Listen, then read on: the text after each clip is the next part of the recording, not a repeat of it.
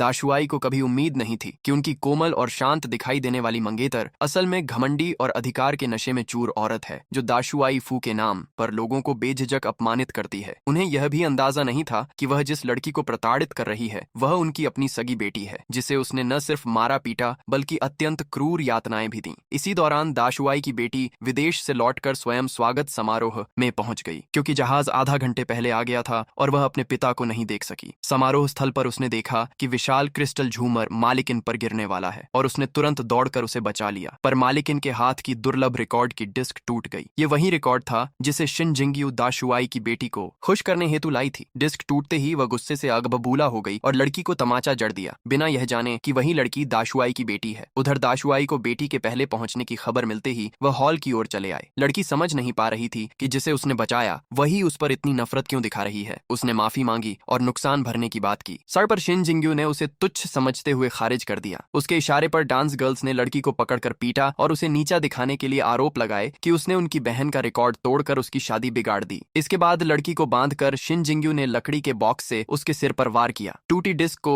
देखकर लड़की को याद आया कि वही दुर्लभ रिकॉर्ड उसके पिता ने उसके लिए मंगवाया था, जिससे उसे समझ आया कि यह वही उपहार था जो उसके लिए रखा गया था। तभी किसी ने पहचान लिया कि लड़की के पास गिरे जेड पेंडेंट पर दाशुआई की दिवंगत पत्नी का निशान है। लड़की ने पेंडेंट लौटाने की विनती की, क्योंकि वह मां की आखिरी निशानी थी, पर शिन जिंगयू ने उसे खेल बनाकर लड़की को एक विशाल घूमते पहिए पर बांध दिया और उसे निशाना बनाकर तीर फेंकने लगी। वह सोच भी नहीं सकी कि इसी क्षण दाशुआई दरवाजे पर पहुंच चुके थे। जैसे ही उन्होंने बेटी को यातना सहते देखा, उनका धैर्य टूट गया और पूरे हालात ने उन्हें अंदर तक झकझोर दिया।